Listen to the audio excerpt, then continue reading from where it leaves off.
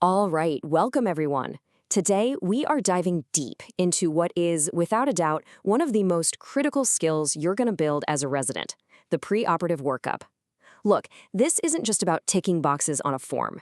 This is the absolute foundation for every single safe anesthetic you will ever give. So let's get right into it.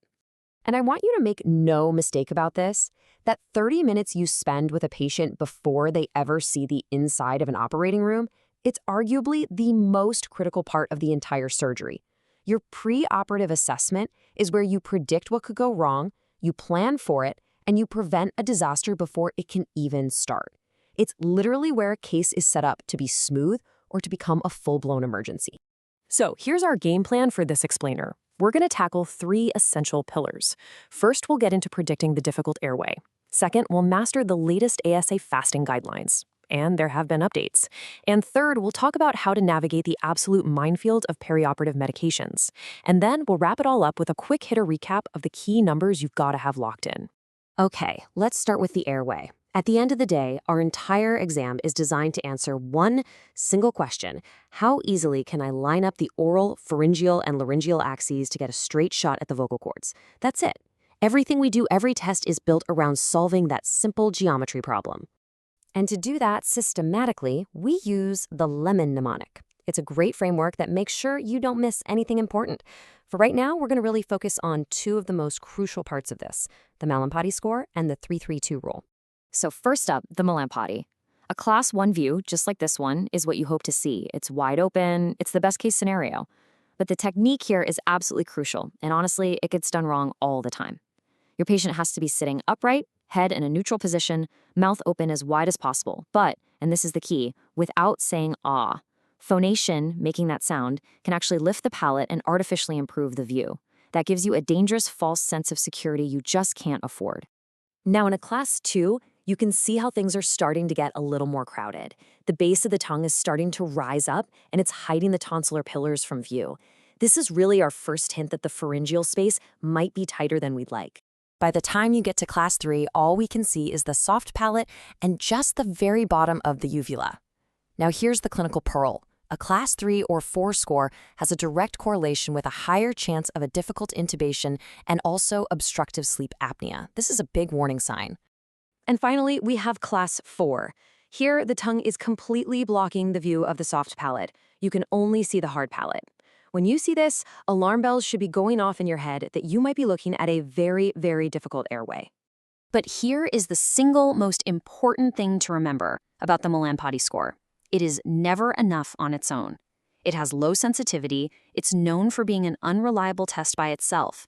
You have to think of it as just one single piece of a much larger, more complicated puzzle. Which brings us to the next piece of that puzzle, the 3-3-2 rule. This is just a brilliant, super fast way to estimate the airway geometry. It breaks down into 3 quick checks. First, can the patient fit 3 of their own fingers between their top and bottom teeth? That's your mouth opening. Next, can they fit 3 fingers between the tip of their chin and their thyroid cartilage? That's your thyromental distance. And finally, can they fit 2 fingers between the floor of their mouth and that thyroid cartilage? That's the thyrohyoid distance. So why do we care about these specific measurements? Well, a short thyromental distance tells you that the space under the jaw is too small. So when you go to put your laryngoscope in, there's literally no room to push the tongue out of the way to see the cords. And a short thyrohyoid distance, that suggests the larynx itself is sitting high up and towards the front of the neck. That creates a really steep, almost impossible angle for you to navigate with your blade. It's a perfect example of the why behind the numbers. Okay, let's switch gears and talk about our second pillar, fasting.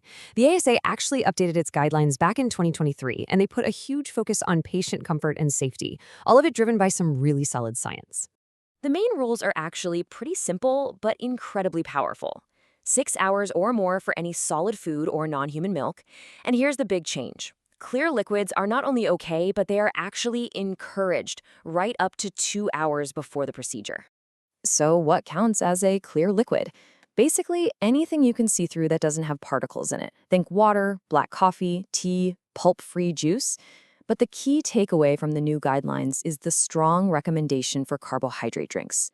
It turns out that giving one of these just 2 hours before surgery actually helps blunt the body's stress response. It reduces insulin resistance, and it can even lower rates of post-op nausea and vomiting. It's a super simple thing to do with huge benefits. Now, let's get into the real world because patients will have questions. What if your patient chewed gum on the way in? Do you delay the case? The answer is no. The ASA says it doesn't significantly increase gastric volume. What about that little splash of milk in their morning coffee?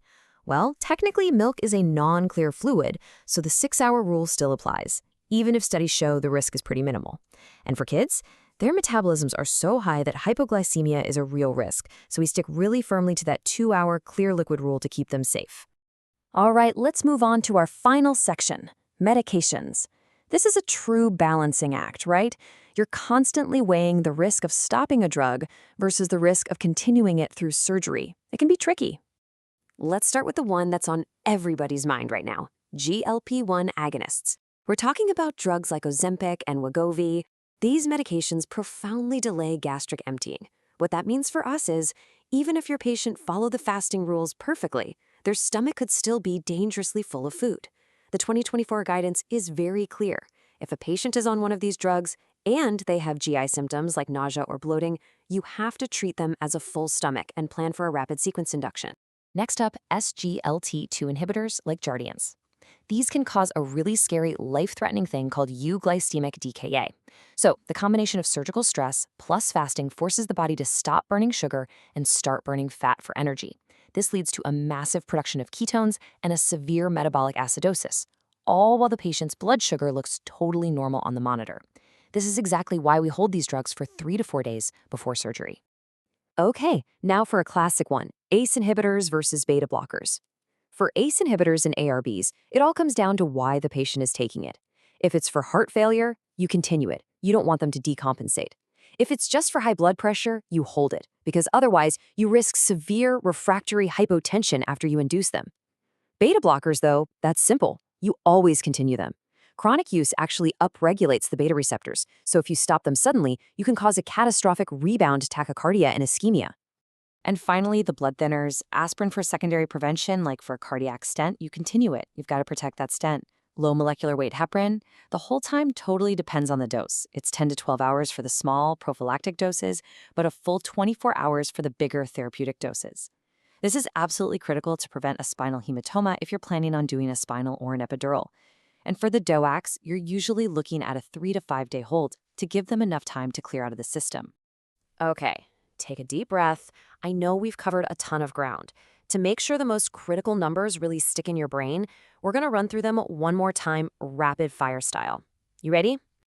2 hours for clear liquids, 6 for solids. Hold SGLT2s for 3 to 4 days. Prophylactic LMWH, hold it 10 to 12 hours. Therapeutic LMWH, a full 24 hours. And DOACs, you're holding those for 3 to 5 days. Got it? Good.